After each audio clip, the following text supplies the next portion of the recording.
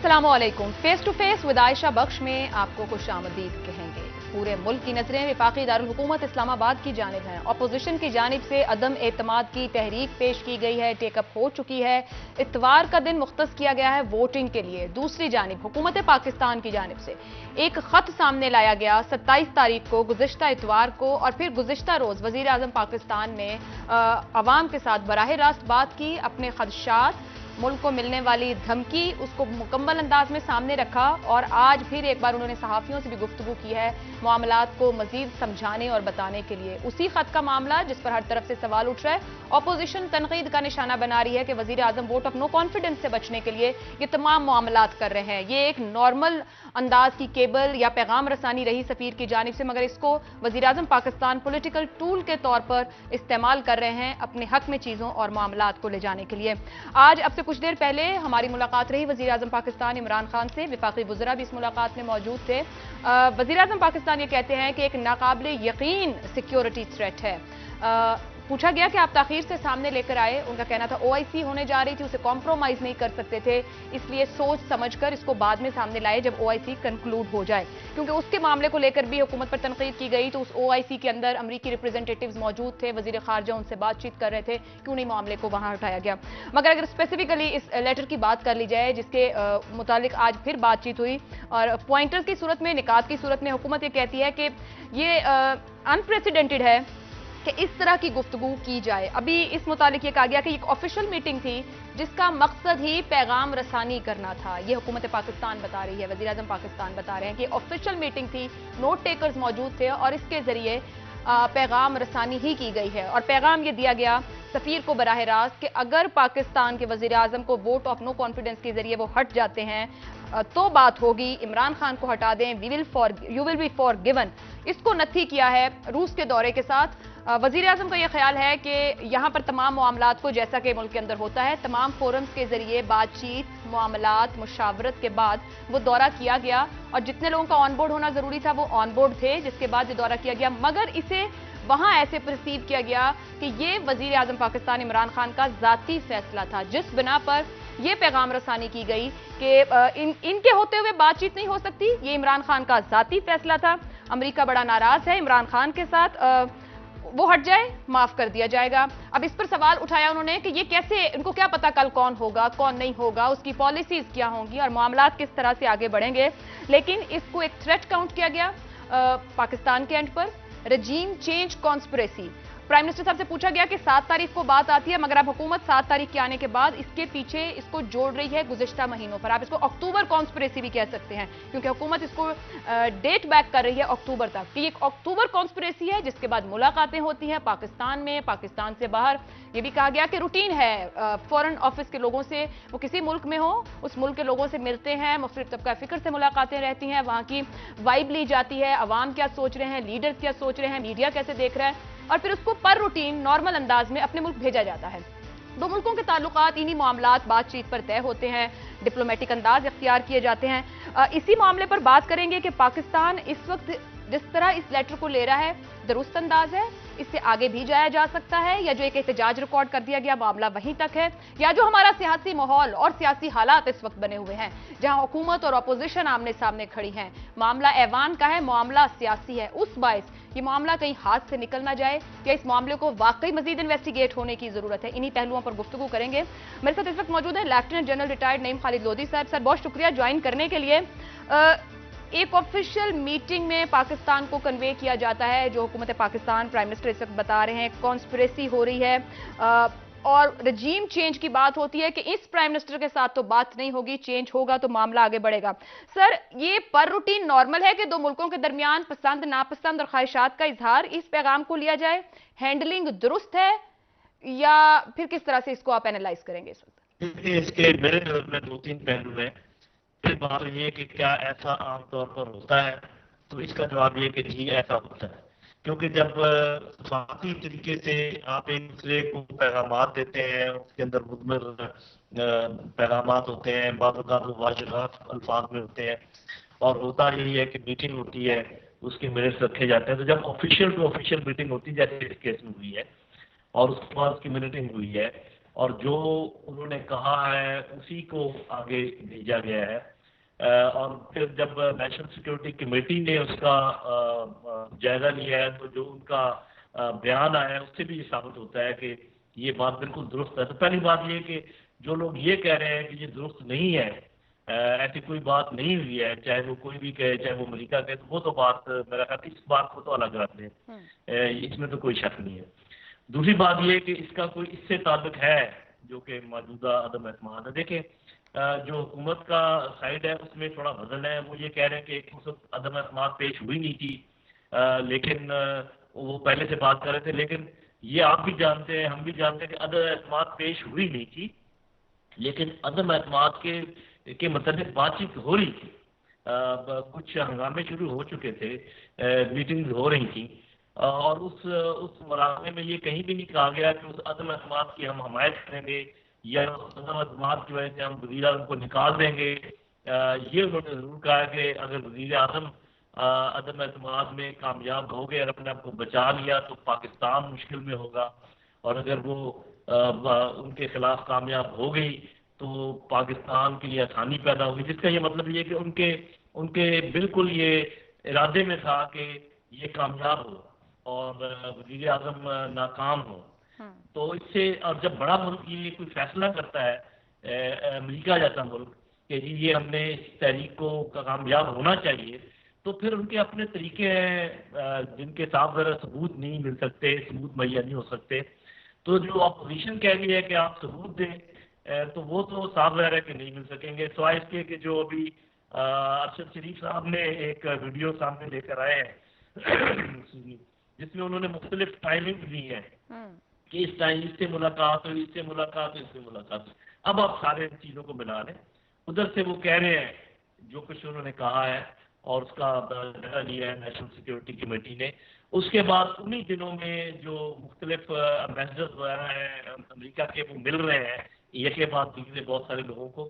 And ये मुमकिन, इसका तो कोई इम्कान नहीं है कि वो कोई कह रहे हो कि आप अपने मुल्क के खिलाफ साजिश करें। खुदा न खास्ता हमारी लीडरशिप में ये मैं नहीं मानता कि ऐसे लोग मौजूद हैं जिनको पता भी चल जाए कि अमेरिका हमसे गद्दारी करवा रहे हो, गद्दार करे, ऐसे लोग तो नहीं है। लेकिन बाद वोट बनने बाद पता नहीं चलता। तो ये टाइमिंग जो है ये वाकई इंट्रीगिंग है।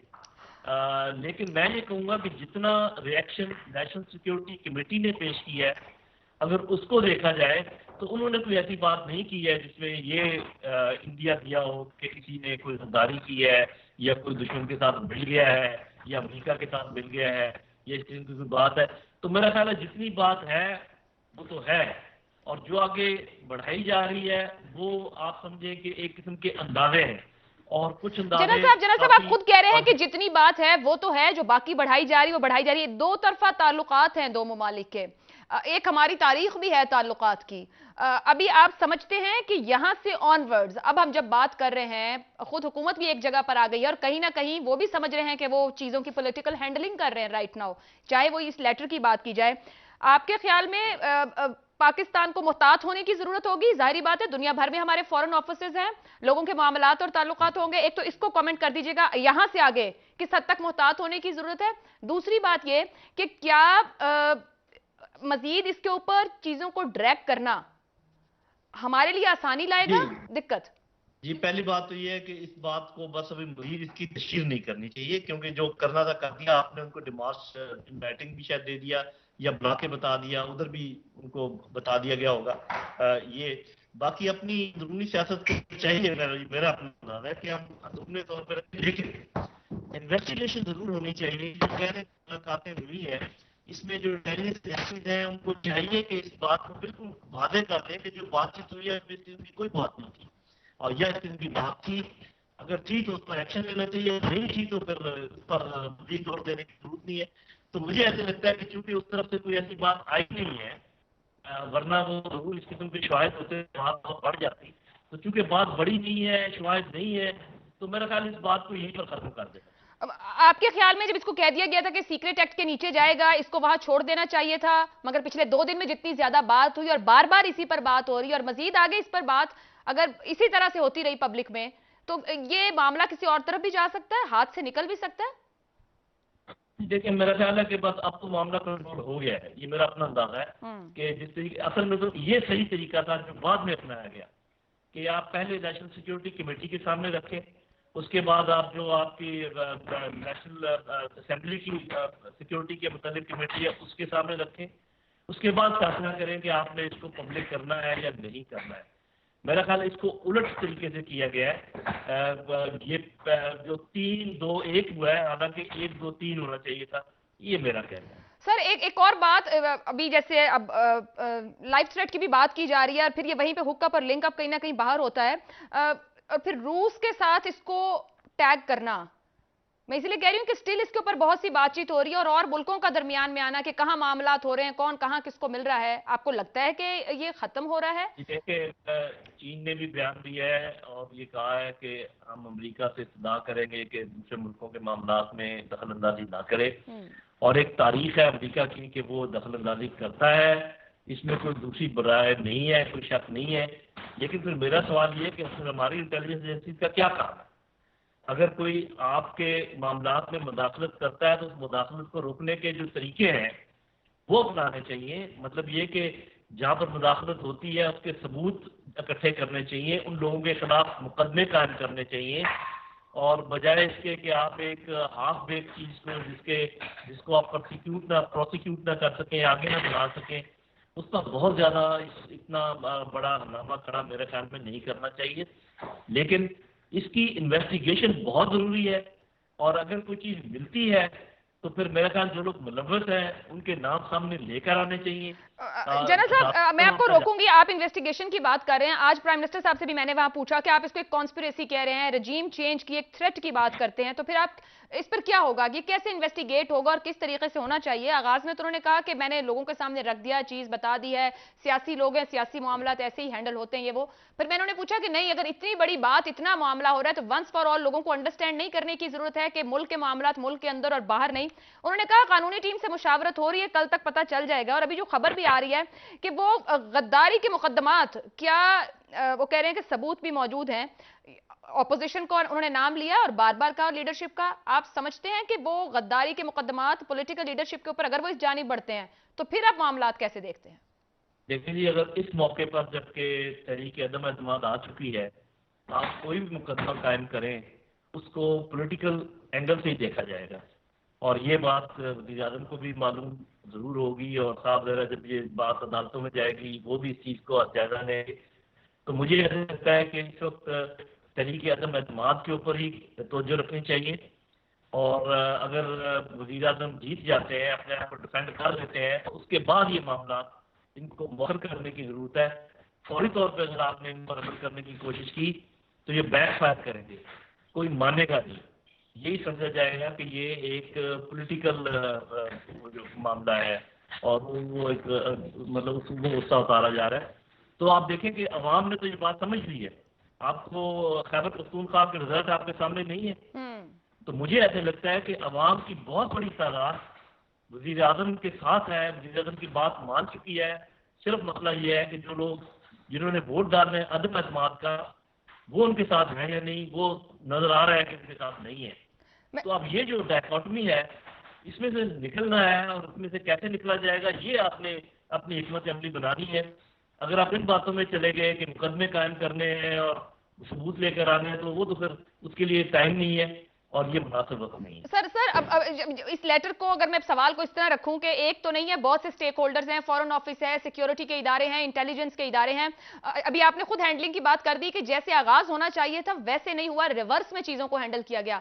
आपके ख्याल में क्या इंटेंशनली, या आप समझते हैं, आपका एनालिसिस क्या है, इस लेटर को या इस ऐसे नामुनासिब लेटर को पॉलिटिकल टूल के तौर पर इस्तेमाल किया गया हालिया सियासी हालात के अंदर? बस मेरा ख्याल है कि मौका ऐसा था कि कोई भी अगर होता तो मेरा ख्याल है इसको जरूर इस्तेमाल करता, और वो लेटर इस्तेमाल हुआ है, और अपने दिफा के लिए इस्तेमाल हुआ। पॉलिटिकल टूल के बजाय मैं ये कहूँगा कि वज़ीर आज़म का ये खदशा कोई बेवजह नहीं है या बेवजह नहीं है। जब वो कह रहे हैं कि चीज़ों की आप टाइमिंग देखें कि उधर से ये होता है, फिर ये अदम एतमाद आ रही है, फिर और मामला लोग मिल रहे हैं, यहाँ पे मुस्लिम लोगों के साथ मुलाकातें हो रही हैं, ये जुड़ के सारे आगे चल रहे हैं, और फिर वो ऐसे बयान भी दे रहे हैं, आपने देख लिया कि इसमें वो अमेरिका बहादुर को खुश करने की कोशिश कर रहे हैं, मैं अपोजिशन की बात कर रहा हूँ।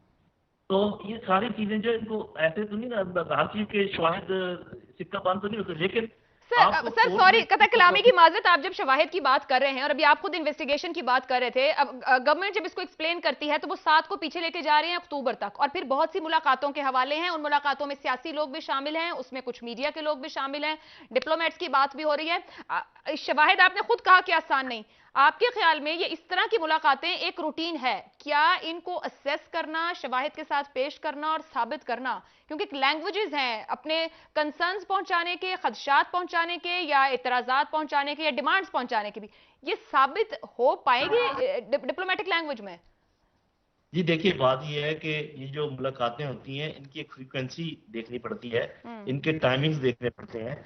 अगर तो ये मुलाकातें आमतौर पे हर हफ्ते पहले भी होती रही है तो फिर और बात है, लेकिन अगर पिछले 2-3 हफ्तों में बहुत इंटेंसली ये हुई है, बार बार हुई है, तो ये मुख्तलिफ बात है। तो मैं नहीं समझता कि इसको ऐसे नॉर्मल लेना चाहिए, लेकिन मैं जिस बात पर जोर दे रहा हूँ वो ये है कि जब तक आपके पास प्रोसिक्यूटेबल एविडेंस ना हो तो आप आखिरकार आपने फैसला सड़कों पर तो नहीं करना ना, आपने फैसला तो जाके कोर्ट्स में करना है। तो वो कोर्ट्स में जाने के लिए अगर कोई एविडेंस होता तो अभी तक नेशनल सिक्योरिटी कमेटी से वो बात निकल आती, क्योंकि वहां पर आपके इंटेलिजेंस के अदारे भी मौजूद होते हैं। तो मेरा अपना ख्याल ये है कि एक ऐसी बात जो कि हकीकत है, जिसको डिनाई नहीं किया जा सकता, कि एक बड़े मुल्क ने आपको चैलेंज किया है, आपको एक किस्म का थ्रेट दिया है, ये बिल्कुल वाज़ेह है, इसमें कोई दूसरी राय नहीं है। लेकिन क्या उस थ्रेट ही के साथ ताने बाने मिलते हैं हर चीज के? ये जरूरी नहीं है, और हो भी सकता है। इसके लिए मैं कह रहा हूं इन्वेस्टिगेशन जब तक ना हो, प्रोसिक्यूटेबल एविडेंस ना हो, और खासकर इस मौके के ऊपर मुकदमे कायम करना, मुझे नहीं मालूम कि इसका क्या वो होगा रद्द अमल। लेकिन एक चीज बिल्कुल वादे है कि चाहे ये इमरान खान साहब ने दुरुस्त फैसला किया या गलत किया इसको अवाम में लेकर आने का, लेकिन उनको फायदा बहुत हो गया, अवाम ने उनकी बात मान ली, और उसके मैंने आपको असरात बता दिए हैं। और अब जब भी नेक्स्ट इलेक्शन होगा, मेरी बात आप नोट कर लें, इमरान खान स्वीपिंग मेजोरिटी के साथ वापस आएंगे। बहुत बहुत शुक्रिया। Lieutenant general retired Naeem Khalid Lodhi साहब हमारे साथ मौजूद थे। उनका कहना है कि ऐवान का मामला ऐवान में हल होना चाहिए, ऐसा लेटर अगर है तो उसकी प्रॉपर इन्वेस्टिगेशंस की जरूरत है ताकि उसे मंतकी अंजाम तक पहुंचाया जाए, लेकिन साथ ही कहते हैं कि इसको पॉलिटिकल टूल के तौर पर इस्तेमाल किया गया है और इसमें कोई शक नहीं कि इसका फायदा हुआ है इमरान खान साहब को, और आने वाले इंतखाब में वो समझ रहे हैं इसका फायदा उनको मिलेगा। एक ब्रेक ले लेते हैं, ब्रेक के बाद कोशिश करेंगे जानने की कि ऑपोजिशन के एंड पर क्या सोचा जा रहा है इस पूरे मामले पर, जिसे ऑपोजिशन खुद ये कह रही है पॉलिटिकल टूल के तौर पर इस्तेमाल किया जा रहा है, और ऐवान से प्राइम मिनिस्टर साहब भाग रहे हैं, वोटिंग नहीं करवा रहे हैं। बात करेंगे इस ब्रेक के बाद। प्रोग्राम में आपको एक बार फिर खुश आमदीद कहेंगे। गुफ्तगू का सिलसिला आगे बढ़ाते हैं। इस वक्त जो हुकूमत की तरफ से कहा जा रहा है, ऑपोजिशन उसको किस तरीके से ले रही है और किस तरह का रद्द अमल वहां पर मौजूद है। पाकिस्तान पीपल्स पार्टी के सीनियर रहनुमा कमर जमान कायरा साहब हमारे साथ मौजूद हैं, उनसे गुफ्तगू करते हैं। कायरा साहब, ये जो जिसे आप लोग पॉलिटिकल टूल कह रहे हैं और हुकूमत बहुत कंसर्न है कि ये नाकाबिले यकीन है कि इस किस्म की सिक्योरिटी थ्रेट किसी मुल्क को भेजी जाए, आपके ख्याल में जो हुकूमत सोच रही है वो अपोजिशन को कह रही है कि आप बैरूनी एजेंडे पर काम कर रहे हैं, आप सर्व कर रहे हैं किसी और के लिए, इस पर आप क्या कमेंट करेंगे? देखिए, वजीर आजम पाकिस्तान को ये इल्जाम किसी को इल्जाम देने के लिए और वो भी खास तौर पे गद्दारी वतन का, उनको बहुत एहतियात का दामन थामना चाहिए और उनको गैर सबूत की बात नहीं करनी चाहिए। अगर उनके पास सबूत है तो उनको चाहिए कि सारी अपोजिशन को पकड़ के जेलों में डालें, इनके खिलाफ केसेस दर्ज करें अगर ये गद्दारी के मुर्तकब हो रहे हैं, क्योंकि ये नेशनल सिक्योरिटी का इशू आ गया है। लेकिन ऐसा है नहीं, बेसिकली ये इनकी अपनी खारजा पॉलिसी का फेलियर है और ये डूबते हुए तिनके के सहारे तलाश कर रहे हैं। आप जरा गौर कीजिए क्या थ्रेट किया गया है। थ्रेट ये है कि अपोजिशन का जनरेट कर रहे हैं कि जी 8 तारीख को नो कॉन्फ्रेंस मोशन मूव हुई है, 7 को हमें ये लेटर मिला है। ये ओरिजिनली जो मुलाकात हुई है एम्बेसडर पाकिस्तान और यूएस के किसी लो ग्रेड ऑफिसर की, वो मुलाकात तो कुछ 3 हफ्ते पहले 2 हफ्ते हुई, लेटर फौरन आ गया, केबल आ गई, वो क्यों खामोश लेके बैठे रहे? क्यों उसने अमल दरामद नहीं किया, क्यों उस पर नेशनल सिक्योरिटी की मीटिंग नहीं की गई, क्यों उस पर कौमी क़यादत को एतमाद में नहीं लिया गया। उसके बाद फिर आपने उसी अमेरिका को, जिसका मुर्दे इल्जाम ठहरा रहे हैं, उन्हीं का आपने अंडर सेक्रेटरी को बुलाया OIC में स्पेशल रिप्रेजेंटेटिव के तौर पे। क्या मसला था, किस कैपेसिटी में आपने बुलाया उनको? फिर आप ये कह रहे हैं कि जी 7 तारीख को देखें हमें केबल आई, उसमें नो कॉन्फिडेंस का इशू था। तो ये तो मुलाकात मैंने जैसे कहा कि वो तो 3 हफ्ते पहले हो गई थी।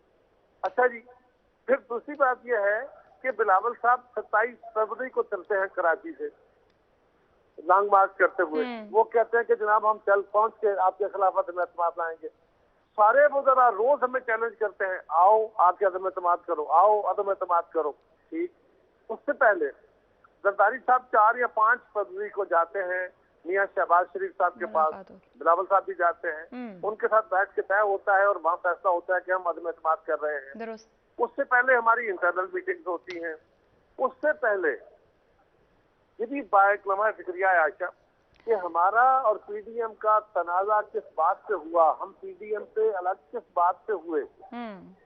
हम कहते थे कि अदम एतमाद करें, PDM की जमातें कहती थी नहीं इस्तीफे दें। उससे भी पीछे जाए 2020 में जब हम PDM की बुनियाद रखते हैं तो उसमें जो डॉक्यूमेंट लिखा जाता है जो वे फॉरवर्ड का, बिल्कुल उसमें भी डॉक्यूमेंट के अंदर लिखा जाता है कि हम अदम एतमाद की तहरीक लाएंगे। बिल्कुल दुरुस्त। कायरा साहब, कतई कलामी की माजरत, ये बात अब ये जो आप बता रहे हैं ये एक जमीनी हकीकत है, हम सब लोगों ने इसको विटनेस किया और इसको साथ साथ देखते रहे। ये बात पूछी गई, आज प्राइम मिनिस्टर साहब की सहाफियों से मुलाकात थी, मैं भी वहां मौजूद थी। प्राइम मिनिस्टर साहब इसको डेट बैक कर रहे हैं अक्टूबर गुज़िश्ता साल की में, क्योंकि पूछा गया कि आप अब 7 को क्यों, तो उन्होंने OIC का रीजन सामने रख के कहा कि हम उसको खराब नहीं करना चाहते थे। बहुत से ममालिक हो सकता था फिर इस रीजन की बिना पे और मसाइल खड़े हो जाते, हम OIC की स्मूथ कंक्लूजन चाहते थे, इस बार लेट किया और डेट बैक करते हैं इसको अक्टूबर में, अक्टूबर कॉन्स्पिरेसी के नाम से। इसमें वो बहुत सी मुलाकातें रख रहे हैं, फिर फरवरी में होने वाली मुलाकातें ऑपोजिशन लीडरशिप की, मुल्क के अंदर मुलाकातें, लंदन की कुछ मुलाकातों का हवाला दे रहे हैं हक्कानी साहब की नवाज शरीफ से। तो वो इन सबको अक्टूबर से शुरू कर रहे हैं और फिर यहां लाकर कंक्लूड करते हैं। दो बातें। पहली बात तो ये है कि सारी दुनिया के एम्बेसडर, उनके रिप्रेजेंटेटिव वो आते हैं, वो आके पाकिस्तान की सियासी जमातों से मिलते हैं, वो मीडिया पर्सन से मिलते हैं, वो हमारी फौजी क़यादत से मिलते हैं, उनके लोग आते हैं, उनके जो सरकारी हुक्मरान उनके वज़रा आते हैं या उनके बाकी लोग, वो भी आके हमारी मिलिट्री क़यादत से भी मिलते हैं। हमारे लोग तो जाके नहीं मिलते पेंटागन चीफ से, CIA चीफ से, वो आके मिलते हैं। तो इसको क्या ताबीर किया जाए हमारे मुल्क के अंदर आके, और ये सारी दुनिया में जो डिप्लोमेट्स होते हैं ये आपके सियासी जमातों को मिलते रहते हैं। अब खान साहब खुद जब अपोजिशन में थे इनको लोग आके मिला करते थे, एम्बेसडर से जाइए जाके भी मिला करते थे। तो क्या ये सारी कॉन्सेप्ट करने वाले थे, साजिशें करने वाले थे?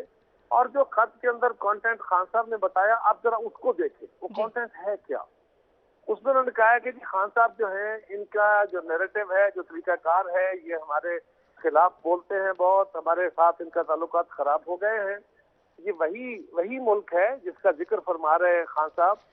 जब अमेरिका के दौरे पे गए तो अमेरिकी सदर ट्रंप के साथ मुलाकात में जब वापस तशरीफ लाए तो खान साहब ने कहा कि मुझे तो आज इतनी खुशी है, मुझे लगता है मैं वर्ल्ड कप जीत गया हूँ, और अपना इस्तकबाल कराया कि मैं बड़ा कामयाब दौरा करके लौटा हूँ।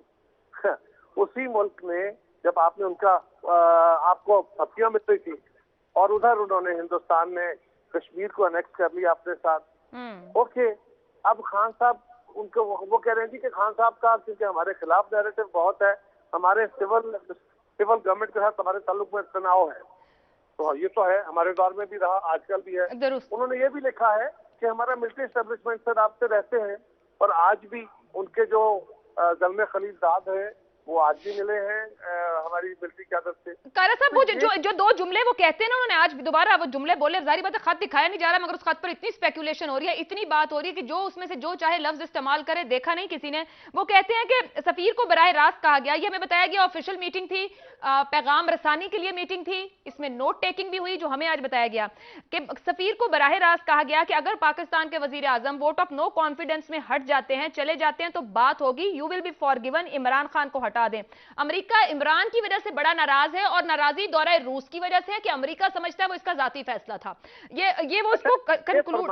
जी आयशा, मैं लाउडर थिंकिंग करते हुए ये फरमाइए कि वो हमारे एम्बेसडर को पैगाम देते हैं कि किसको पैगाम दो। अब एम्बेसडर ने तो नहीं ना उनके खिलाफ अदम-ए-एतमाद कामयाब करनी, किसको पैगाम देने के लिए, अपोजिशन को पैगाम देने के लिए या वजीर आजम को पैगाम देने के लिए।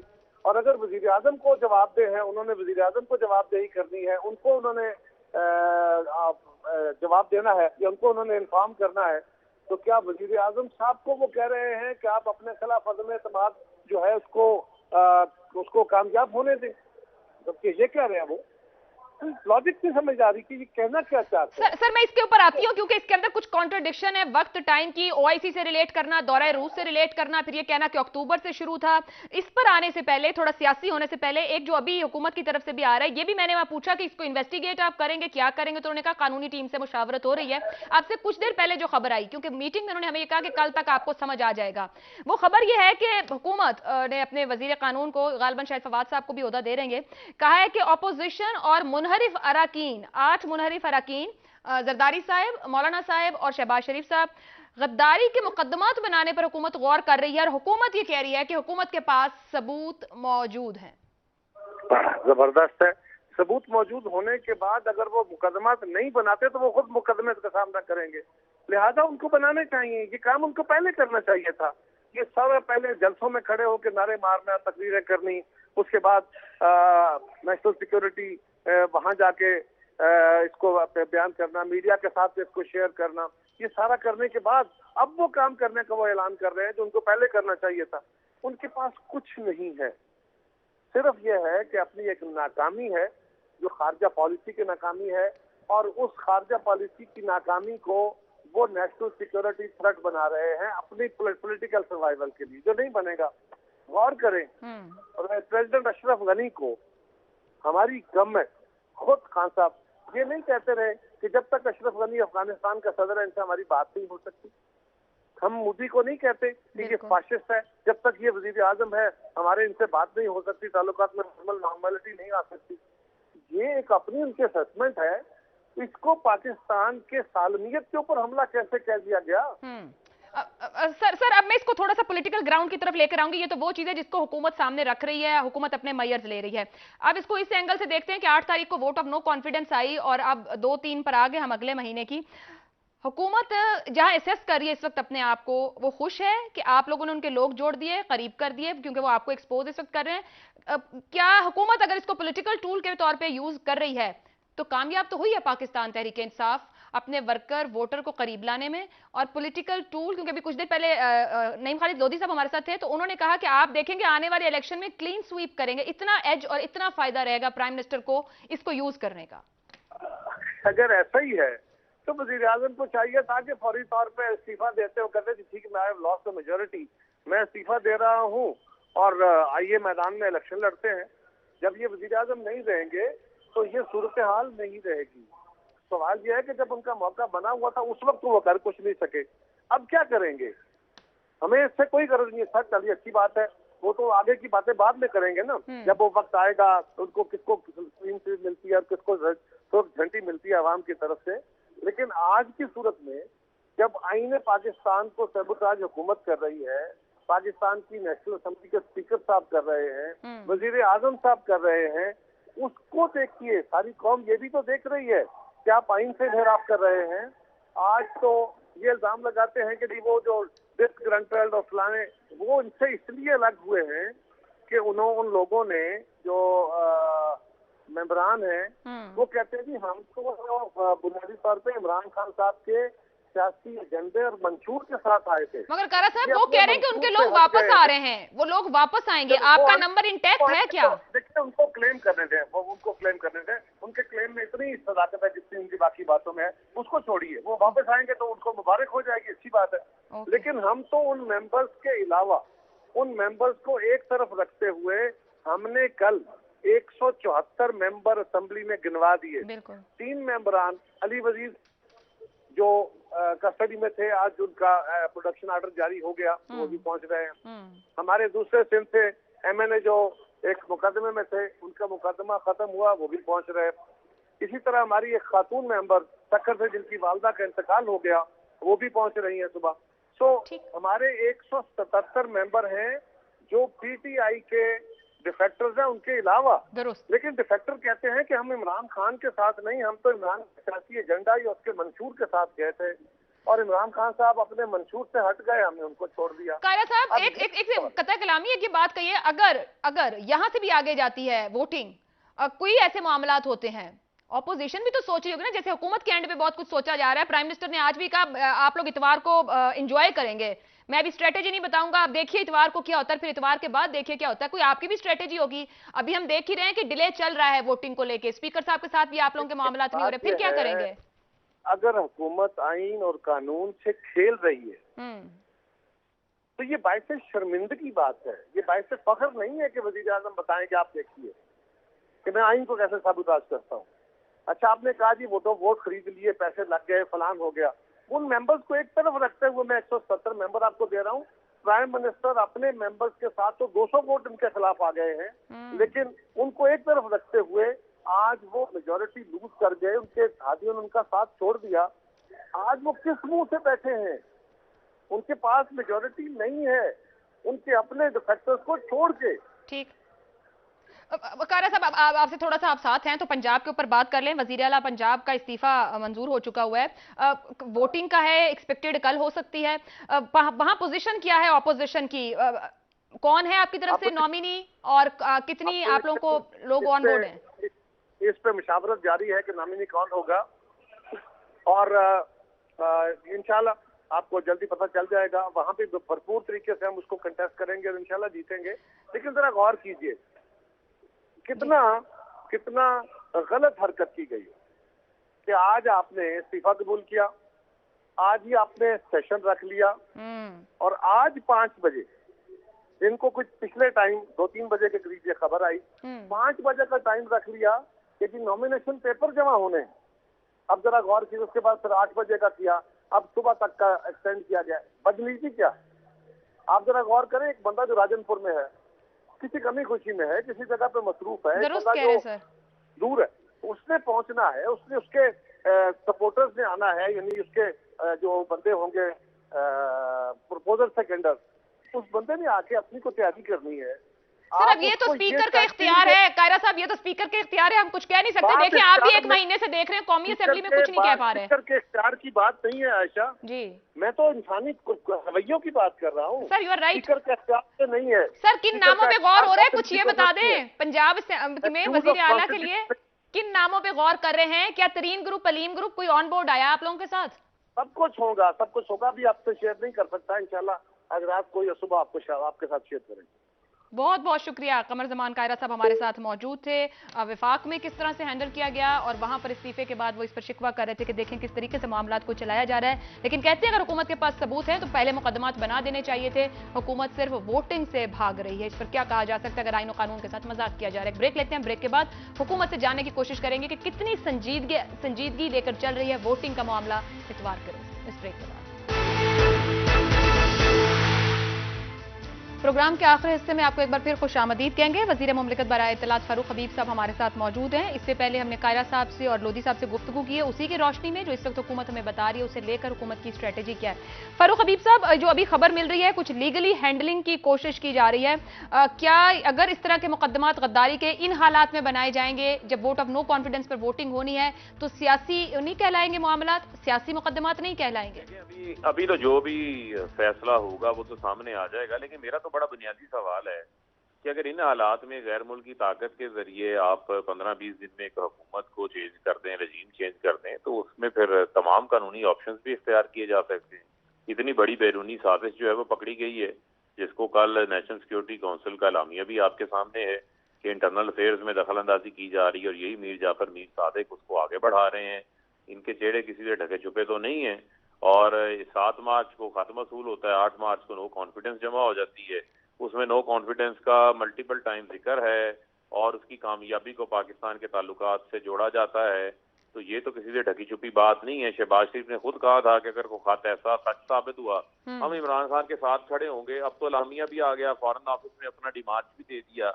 अब तो कोई चीज ऐसी बाकी रह नहीं ना गई। अब तो ये साफ पता चल गया है कि साजिश की जो कठपुतलियां हैं, जो ताने बाने हैं, जो यहाँ पर बैठे लोग हैं, वही उसको आगे बढ़ा रहे हैं, वही उसको इम्प्लीमेंट कर रहे हैं। तो उसके लिए जो भी ऑप्शन है, तमाम ऑप्शंस जो हैं वो जेरे गौर हैं। और फारूक साहब, तो क्या समझा जाए कि हुकूमत का ऑपोजिशन पर गद्दारी के मुकदमा दर्ज करना ही ये ट्रम्प कार्ड है? ये भी आखिरी का ऑप्शन एग्जॉस्ट नहीं है, ये अपोजिशन नहीं है, ये बैरूनी ताकतों के आलाकार हैं। ये अपोजिशन ऐसी अपोजिशन होती नहीं है जो कि अपने मुल्क की सालमियत खुद मुख्तारी का सौदा कर ले और अपनी चोरी बचाने के लिए बैरूनी आकाओं के सामने जो है वो सर झुका लें। इमरान खान तो कौमी गैरत के लिए खड़े हैं। ये तो कभी हुआ ही नहीं ना। ये 22 करोड़ आवाम की इंसल्ट है कि बाहर से बैठ के कोई ताकत पाकिस्तान के अंदर इख्तिदार चेंज करे। मगर फारूक हबीब साहब, ऑपोजिशन तो एक आईनी ऑप्शन ले रही है, वोट ऑफ नो कॉन्फिडेंस की, जो आइन में लिखी है, और पीटीआई के लोग निकाल कर वो 177 का नंबर लेकर बैठे हुए। सर जी सुन लेना, आईनी ऑप्शन इस तरीके से इस्तेमाल नहीं होता जहाँ जमीनों की मंडियां लगे, जहाँ पर बैरूनी मुल्क के सफारतखार जो है वो सिर्फ अपोजिशन के साथ ही मुलाकातें कर रहे हों, तो वो किसी से ढका छुपा नहीं है। और हमें पता है इन सारी चीजों का। मैं समझता हूँ कि अब कार्ड्स हमारे पास हैं, हम अपने तमाम कार्ड जो है वो इस्तेमाल करेंगे। मगर सर, मुलाकात तो शाह महमूद कुरैशी साहब ने भी की इस खत के आने के बाद, और भी बहुत सी मुलाकातें जारी हैं। मतलब है दो तरफा मामलात और ताल्लुकात हैं। ये एक वहीं नहीं, तक दो तरफा ताल्लुकात मामलात में कभी ये नहीं होता कि आप जो मुनारफ अरकान हो उनको भी मुलाकातें हो रही हो, और ये इस तरह नहीं होता जिस तरीके से ये चीजें सामने आई हैं। खैर, ये हमारा एक कानूनी ऑप्शंस हैं, कानूनी राइट्स हैं। हम देखेंगे कौन सा ऑप्शन किस वक्त जो है वो हमने इस्तेमाल करना है। सर, एहतियात का दामन, अभी कायरा साहब बात हो रही थी, मैंने उनको यही जब सवाल रखा, उन्होंने कहा हुकूमत को चाहिए एहतियात का दामन थामे, आपको वही मामलात और वो चीजें ना खोल दें कल को आपके लिए दिक्कत का बायस रहे। नहीं, देखें, हमारे लिए दिक्कत का क्या बायस बनना है। ये उनका हिस्सा बने हुए हैं, जो उनका साथ देगा बैरूनी ताकतों का, और मैं समझता हूँ कि वो भी उनका हिस्सा समझा जाएगा। और उस पर पाकिस्तान के अंदर आइन में भी ऑप्शंस मौजूद हैं, कानून में भी ऑप्शंस मौजूद हैं। फारूक साहब, ये 1 लाख बंदों की बात हो रही है इतवार जब वोटिंग होनी है, और वो आके देखें कौन लोग हैं जो डाल रहे हैं। कोई ऐसा भी दिमाग में है, कोई ऐसी स्ट्रेटेजी भी है लोग इकट्ठे करने वाली इस्लामाबाद में? नहीं, देखें, हमने तो कोई कॉल नहीं दी किसी को भी आने के हवाले से। हमारी 27 मार्च की कॉल थी, वो कॉल हमने दी है। अगर उसके अलावा लोग अपनी मर्जी से आते हैं, को आना चाहता है, तो उसको किसी को रोक नहीं। हर बंदे को पाकिस्तान के आइन के अंदर अपनी नकलो हरकत के हवाले से जो है वो आज़ादी है। फारूक साहब, इस वक्त ऑपोजिशन वजीर आजम को नेशनल सिक्योरिटी थ्रेट कह रही है, आप उनको कह रहे हैं। तो ये देखिए, ऑपोजिशन की किसी बात का हम बुरा नहीं मनाते। जो लोग बैरूनी ताकतों के साथ मिल जाएं एनआरओ लेने के लिए, अपनी चोरी बचाने के लिए, उनका असल चेहरा जो है वो आवाम को नजर आ गया। अब उनकी कांपे टांगने का वक्त शुरू हो गया। क्या वाकई हुकूमत के पास ऐसे ठोस सबूत मौजूद हैं जो कानूनी तौर पर इस मामले को ट्रीजन की तरफ ले जाने की कोशिश है? इससे बड़ा सबूत क्या होगा भाई, जो काबीना में भी आ गया, नेशनल सिक्योरिटी काउंसिल में आ गया, कौमी असम्बली की कौमी सलामती कमेटी में आ गया, अपना फॉरेन ऑफिस ने अपना डिमार्च फराहम कर दिया, उसके ताने बाने जोड़ने जो है वो इनके साथ जुड़े हुए हैं। तो उसमें अब कौन सी कोई ढकी छुपी चीज रहेगी। बहुत बहुत शुक्रिया। फारूक हबीब साहब हमारे साथ मौजूद थे। नेशनल सिक्योरिटी के ऐलानिए को कह रहे हैं कि सबसे बड़ा सबूत है, और हुकूमत इस वक्त तैयारी कर रही है ऑपोजिशन को लेकर, लीडरशिप को और 8 मुनहरिफ अरकान के साथ उन पर गद्दारी के मुकदमात बनाने पर गौर, और कह रहे हैं उनके पास सबूत मौजूद हैं। देखना यह कि आने वाले दिनों में क्या ऐवान के मामलात ऐवान में ही हल होंगे, जहां पर वोटिंग होनी है वोट ऑफ नो कॉन्फिडेंस को लेकर। ऑपोजिशन कहती है उनके पास नंबर मौजूद है, मगर हुकूमत उससे पहले कुछ करने की तैयारी में है। ऐवान का मामला ऐवान में हल होगा या हुकूमत इसे किसी और ढंग पर हल करेगी, ये आने वाले दिन तय करेंगे। मुझे इजाजत दीजिए। अल्लाह।